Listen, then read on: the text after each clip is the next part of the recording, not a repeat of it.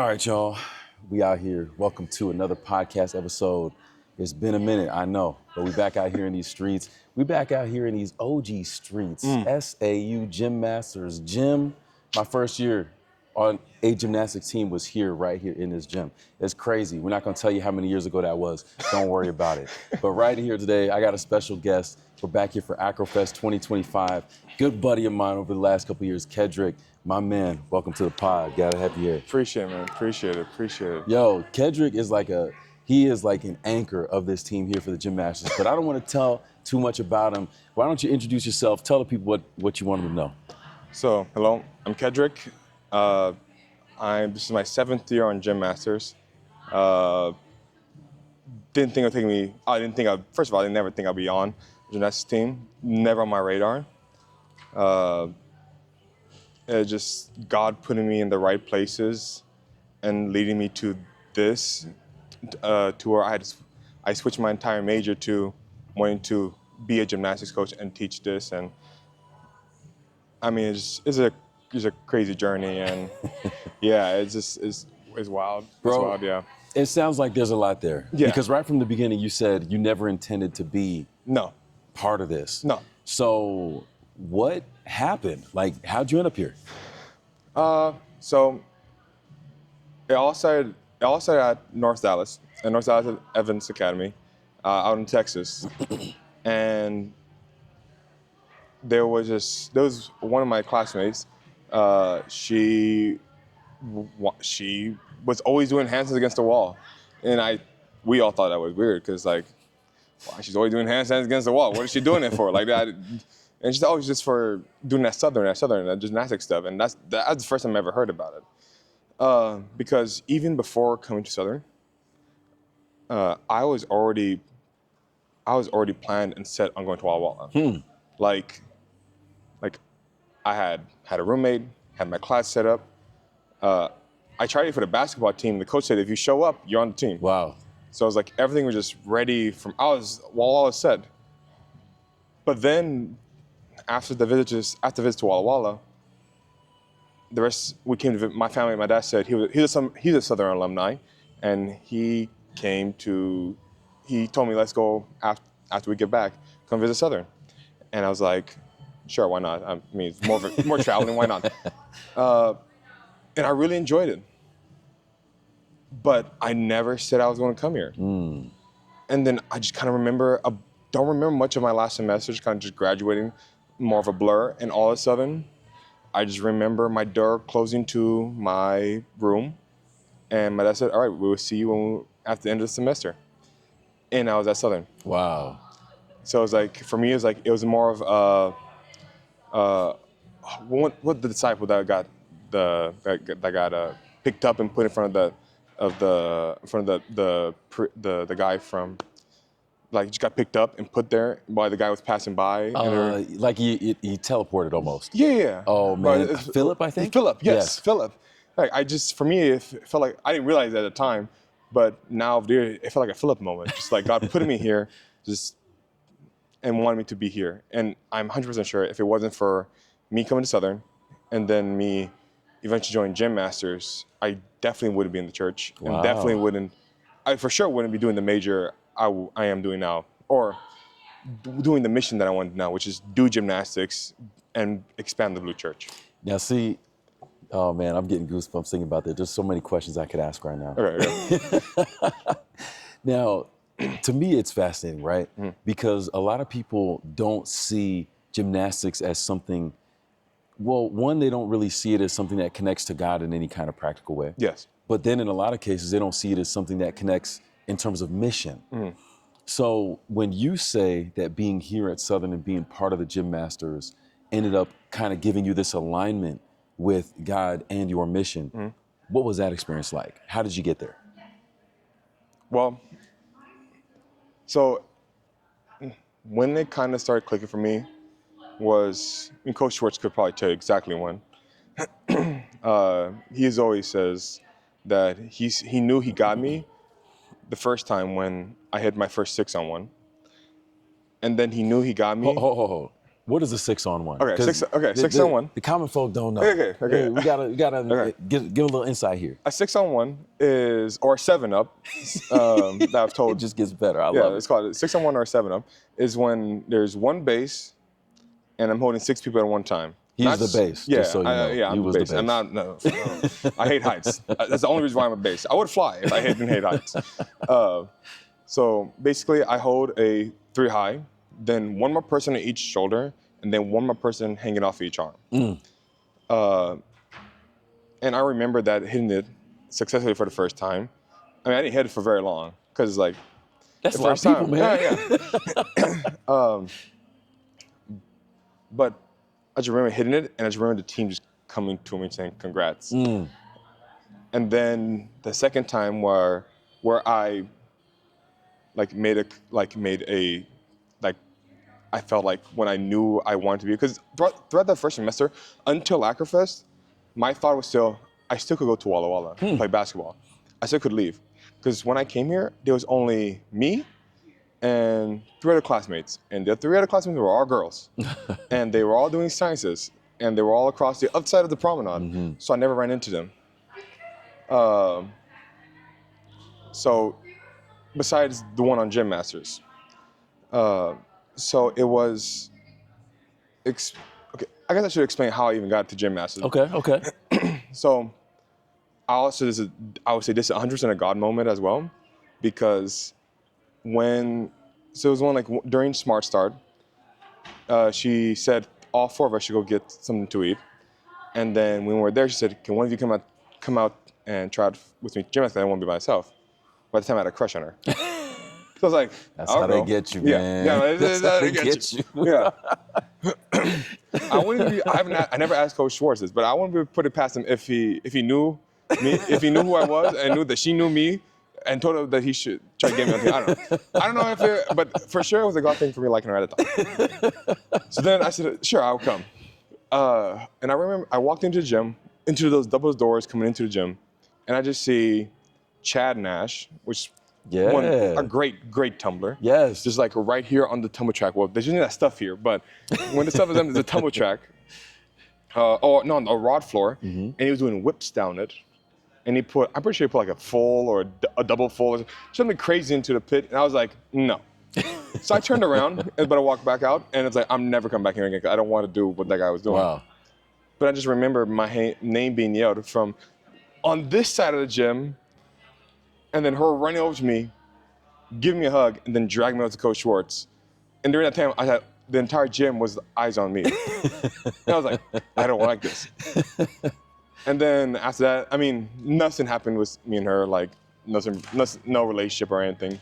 But I knew, now I can say that God made me like her at that time, so He could get me into this gym and get me hooked and loving the sport. That's deep. And then That's deep. Yeah. And again, made the connection, started making more friends when I had the 6-on-1. Still at the time, the entire semester, still thinking about leaving, dropping here and going to Walla Walla and playing basketball. But then it came Acrofest. Loved the camaraderie that it was just between all the schools. I never experienced that. I went to and I was part of the SA system. Went to those basketball tournaments, went to the soccer tournaments. But there was always cussing. There was always people booing at us. There's always people that we didn't like, and we never hung out with them. It was like, remember playing against, like, I went to North Dallas, playing against CTA. CTA has a gymnastics team.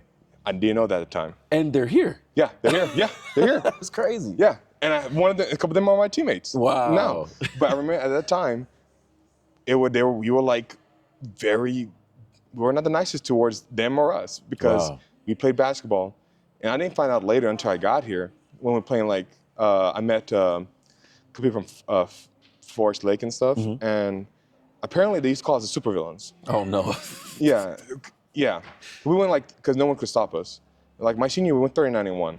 Like, our coaches were, like, they were pushed us very hard, but only winning mattered. And no matter the cost. And I say it cost a lot for a lot of my teammates, because some of them are probably not even in the church anymore. And it costs a lot for the school. because during the time when I was there, we were very good at all the academics, all the music, all the sports, whatever. But now they're not the top. They're not like, I mean, not the top, but they're not good at any of that anymore as they once were. So it costs a lot for the school because the competition just ate it up.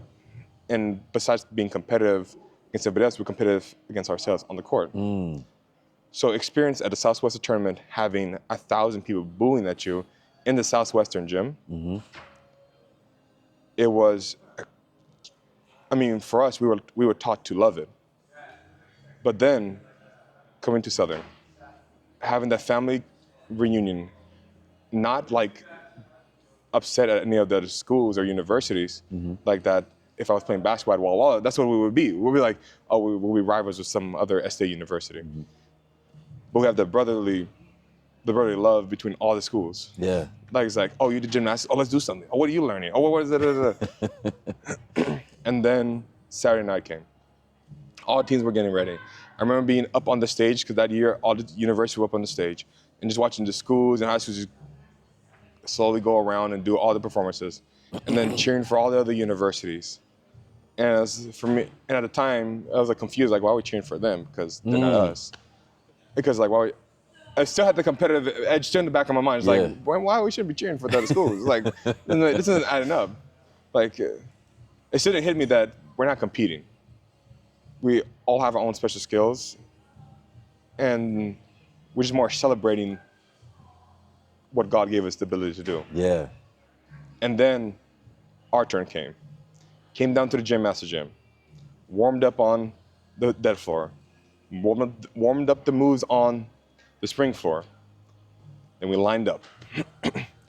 And then at that time, the announcer said, this is our SAU gym master. We all run out. And it just, the whole gym was this loudest cheer ever. I mean, it's probably for everybody else, but for me, it was just like, oh, they're cheering for my team. Yeah.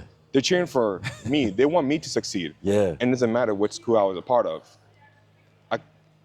Everyone was part of different across the nation, cheering for my success, compared to going to the Southwestern tournament and having like CTA, Burton, Forest Lake, booing for our down failure. I mean, we would do the same as well. I'm not saying that we weren't doing that. We probably that was just the culture. Loudest. That was just we were I'm not gonna lie. One reason why they call it super fans, we're probably the loudest out there. Like, we will make fun of people missing layups, missing free throws. We will make sure they heard us. But then walking onto the gym master, with the gym masters, onto that floor, and feeling everybody cheer for us. And then even the routine, I just remember at one point, it's like, I can't hear the music. It was so loud, I can't hear the music. And I had to look for my captains. They were like screaming. Their faces were red, how loud they were yelling the count. And I still couldn't barely hear them. And that was like, okay, this is something that I really enjoy. I haven't changed my major yet. I was still doing business at the time. But at the time, I was like, okay, I'm hooked. However long I stay here, I'm gonna keep doing it. Wow. Yeah. That's legit, man. Yeah. Dude, you mentioned a couple things that really stand out to me. One is this difference between competition and camaraderie, right? Where you have everyone kind of against each other and feeling alone, and then you have the camaraderie where everyone is cheering for each other and you feel like a part of something bigger. Yeah. And to me, that's huge when it comes to sports because of the culture that can be around it, like you alluded to. But also when you're talking about like the spiritual experience, like there's something about what it's like to be here at Acrofest that really mirrors, man, when the spiritual experience is nice, you feel like everyone is rooting for you. Yeah. No matter where you are in your experience. Yeah. Everyone is rooting for you and they want to see you succeed. It doesn't matter how low the skill level is, it doesn't matter how the high skill level is. People still be cheering for you. That's what I'm talking about, man. Now, my second question, that Acrofest was here at Southern. What year was that? 2019. Yeah, you know what's crazy about that? That was my first Acrofest back after I was out as a missionary. Oh, So really? yeah, and it's crazy how it bookends, right? Because I was a gym master from 2014-15 that year. Acrofest in 2014 was here. I went overseas and was a missionary 4 years and came back. 2019 Acrofest is here. Oh, it's perfect timing. Yeah. Yeah. And here we are again. Here. Here. So I've only had Acrofest like once in every other school, but here I've had it 3 times. Hey, I like it here. I mean, it's a pretty good spot. That's crazy how that works out, man. Yeah. But man, so you're able to see God put you in this place, and you get to Acrofest and realize, whoa, if I'm gonna be here, this is a place where I can see myself for the duration of my time here. Yeah. Still as a business student though, and still trying to figure out how mission fits itself into it. I'm really curious because, and correct me if I'm wrong. Yes. It doesn't sound like when you were looking at Walla Walla in basketball that mission necessarily was something on your mind. No. So Even when I was in business, I was thinking about I need to make money for our family. okay, so that's what I'm curious about. What changed in that regard, and how did your experience in Gym Masters contribute to that? So we have something called Mini Masters Gym Kids, where we teach little kids the basics of gymnastics and even some higher level skills, depending on how good they are. And during that first year when I was here, I worked for Coach Schwartz, and I would see, but I don't know anything about gymnastics. So Coach Schwartz said he would hire me, but I'd just do whatever he wanted to do. Like for that 2019 Acrofest, we built the spring floor that we're using actually this year, because he wanted a brand new spring floor because the other one was getting older. So most of the time I would watch them do gymnastics and stuff, and I'll be working on making spring floor, whatever needs to get it cleaned or done. And then I think it was then COVID happened. But then after COVID came back, I started working for him to teach gymnastics, and I really, really enjoyed it. As well, I then went to a summer camp, taught sports, really enjoyed it. And then the next year, taught more in Mini Masters and Gym Kids, and then went back to summer camp and taught gymnastics.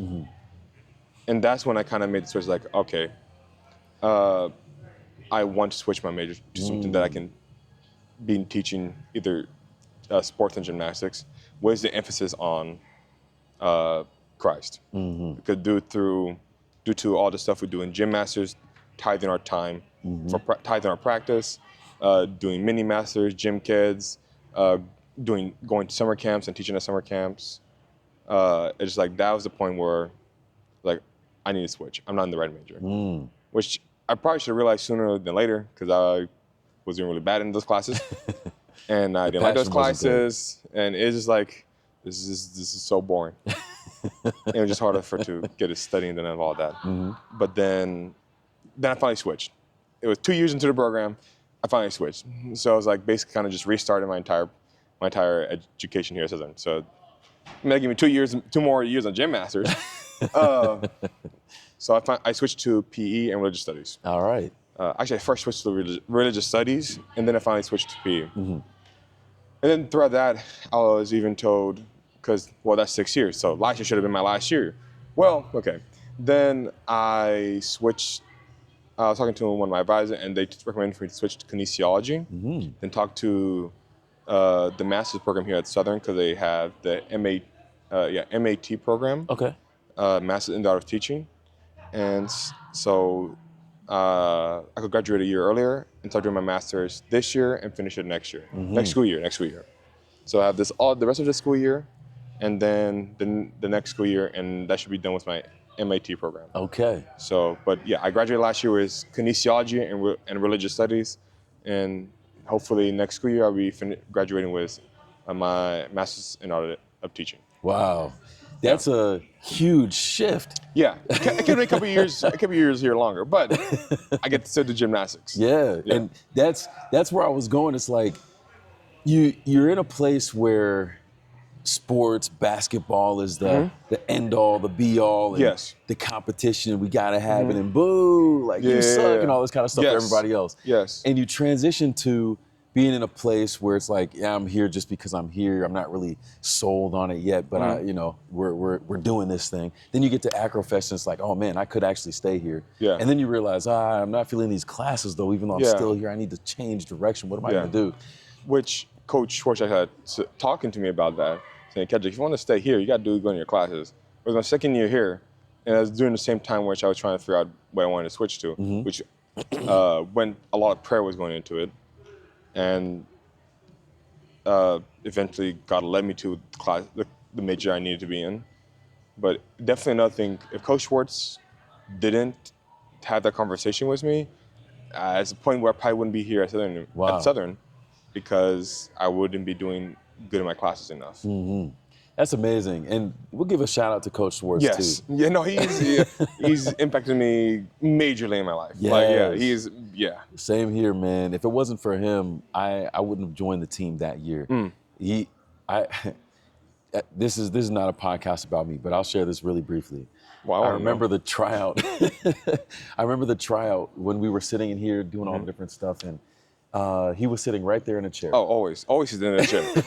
The most intimidating chair ever. Yes. and he said, okay, if you've been a university captain before, stand up.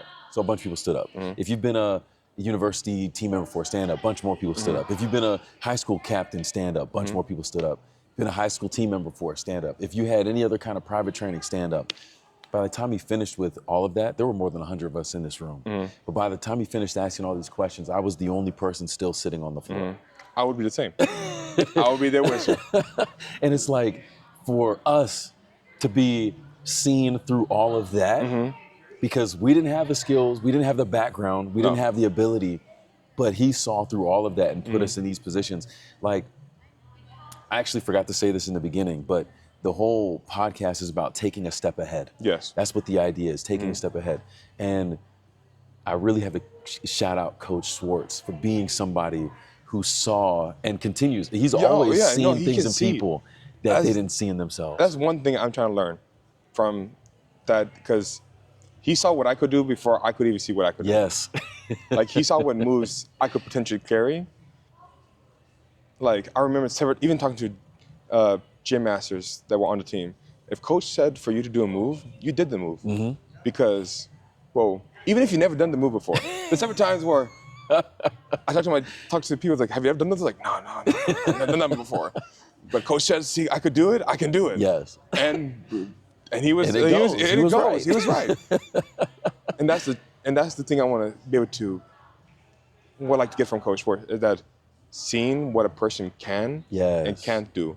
But if they can't do it, how do I get them to be able to do it? Yes. No matter if it's on the mats or in school or in their relationships, even their spiritual life as well. Yeah. That's what I'm talking about, man. And that's where it's at. It's like him seeing that in us is why you're sitting here right now. 100%. Like, him seeing that in me is why I'm sitting. I never would have joined gymnastics up at Andrews if I hadn't have made the team here. That never would have been a consideration.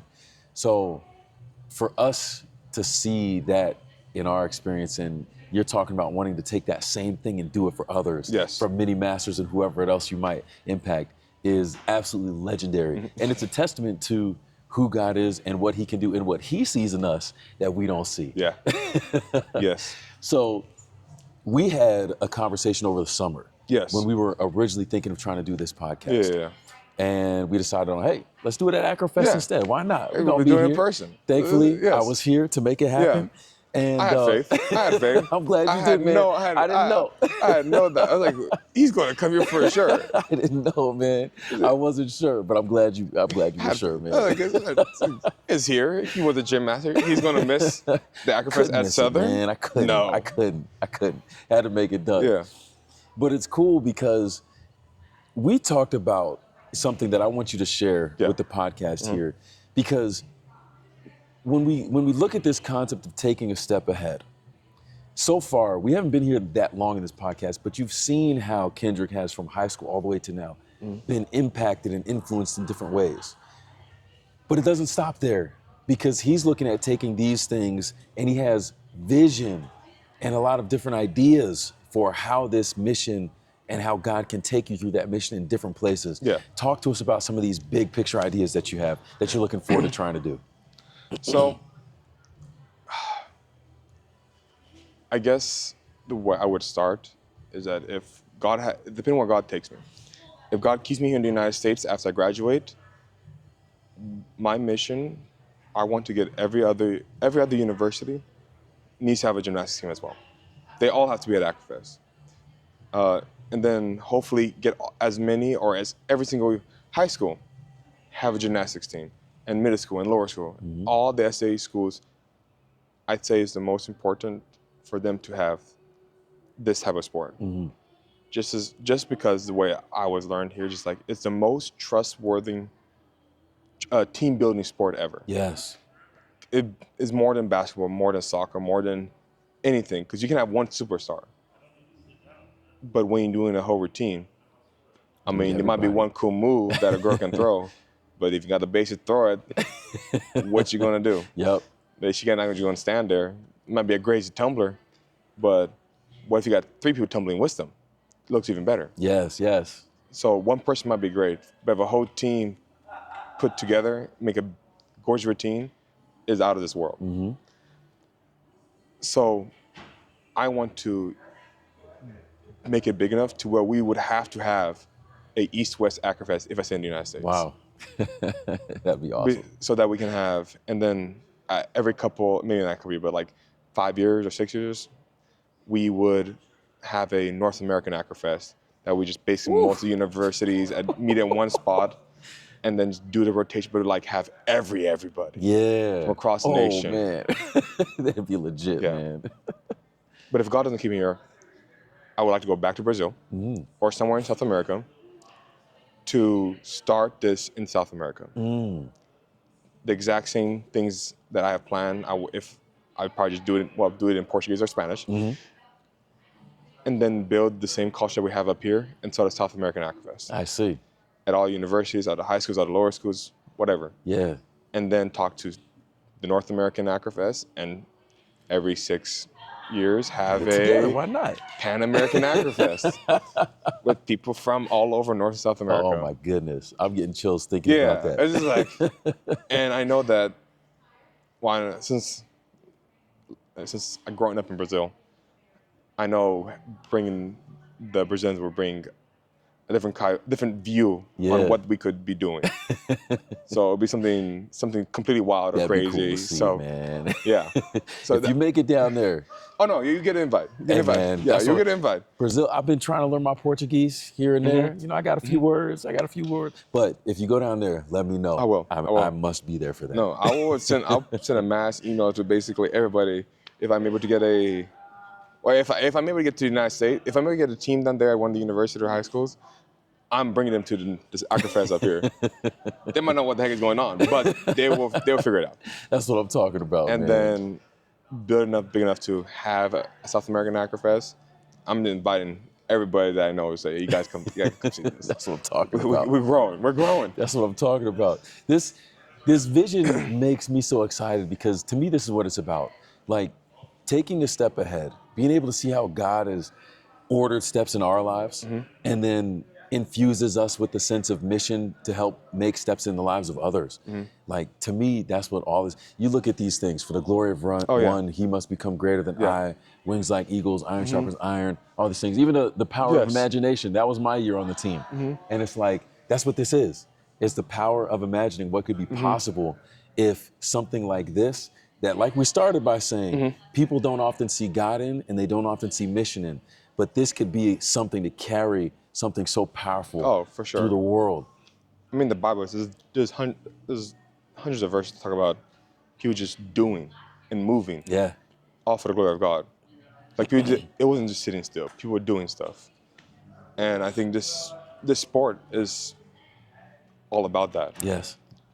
God gave us talents and abilities to either hold everybody on the team or be able to fly super high. Yes. And I just remember hearing stories of people just by the way that we perform, they know that we are Christians. I don't know how that works, but I just know people would come up to us and say like, you guys are They're different.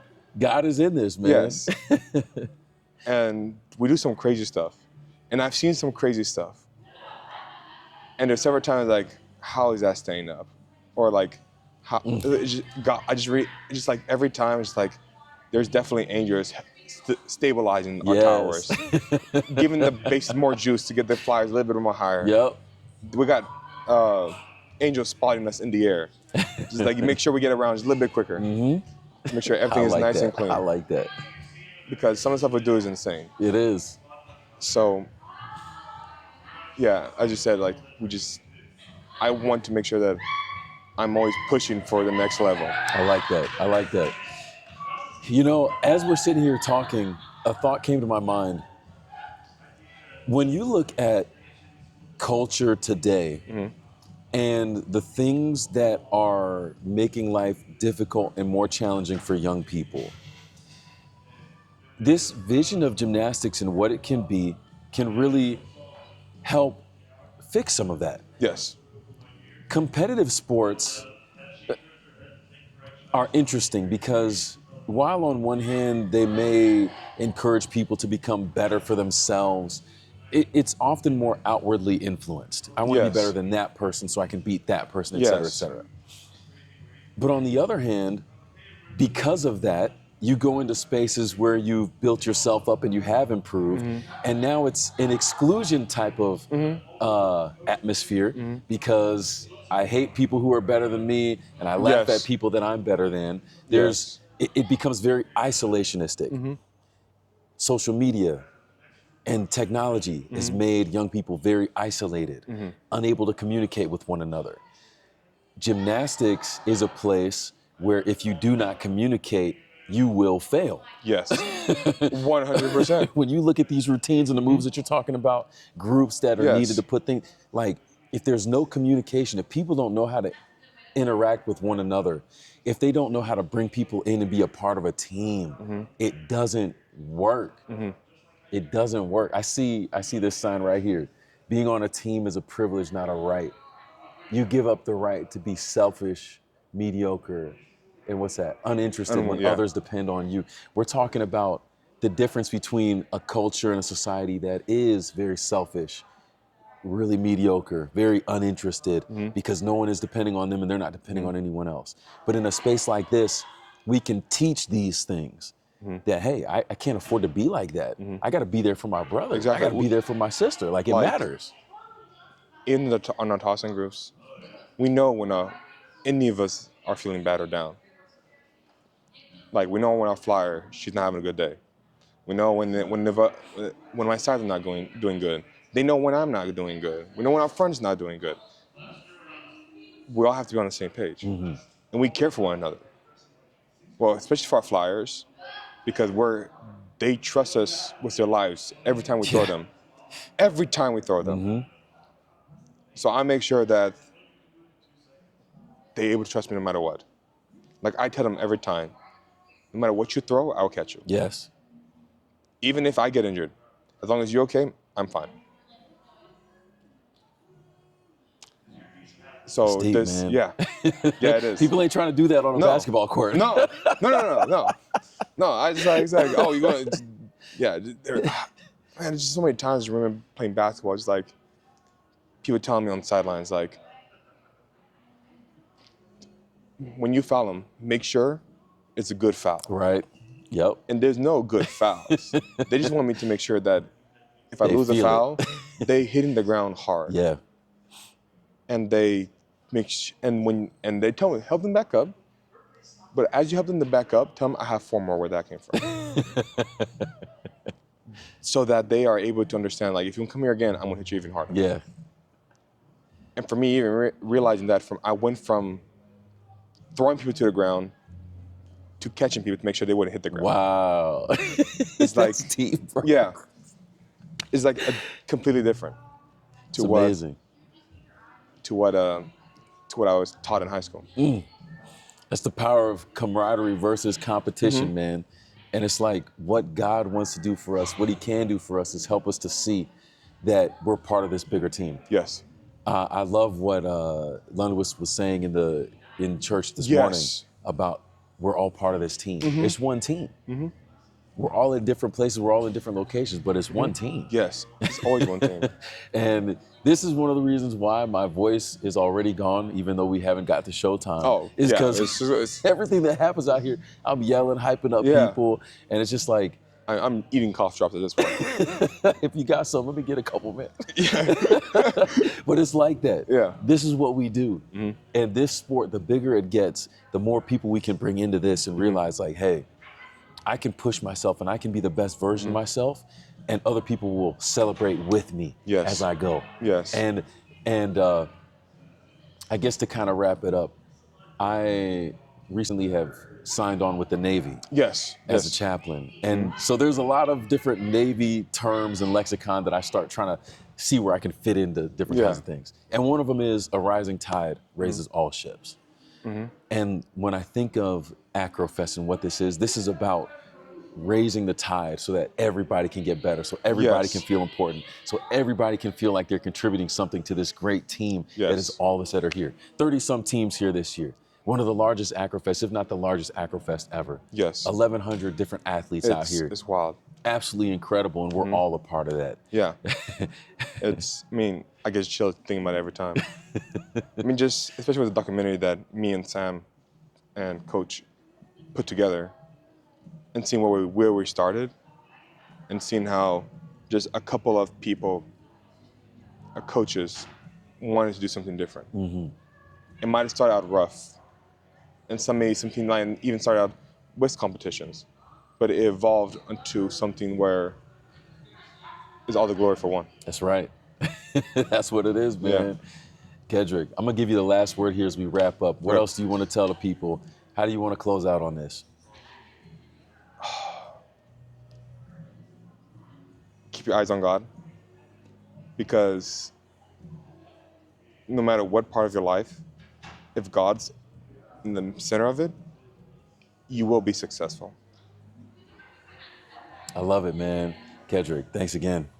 Appreciate you, man. Thank you. We out here, brothers. Yes. Different schools don't matter. No. We on the same team, baby. Yeah, absolutely. Right absolutely. here. This is why we're here. For the glory of one. For the glory of one. That's it.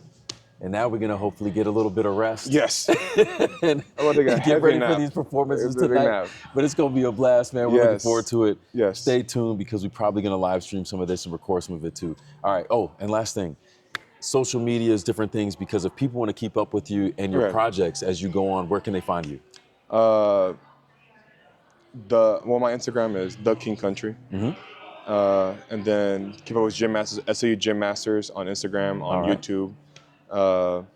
And the documentary that we're talking about, we're going to clean it up a little bit and then put some stuff from this Acrofest in it. Nice. And then we're going to put it on the YouTube page as well. All right. Gym Masters. SAU Gym Masters, yes. Okay, perfect. And we have two other documentaries that we made the last couple of years as well. Game time. So you can find all that there. Yeah. We will be able to keep up with Kedrick and all the different stuff he's doing. Looking forward to seeing his vision come to life. Yeah. Some big things coming here, man. And hey, I just want to tell you, wherever you are in your experience, whatever level you are in your experience, it doesn't matter. All of us here together, the camaraderie of this thing, we end up raising each other higher. Yeah. Wherever you are, you might feel like you're low, but chances are there's someone else that you can bring up to your level. Mm-hmm. And chances are there are other people that you can look up to who can help bring you higher as well. It doesn't matter. We're all part of this thing. We're in it together for the glory and the honor of one. Yes. So until next time, we out here and we out. See you in the next podcast. Peace. All right. That was fun. That was legit, bro. Yeah. We out here, we out.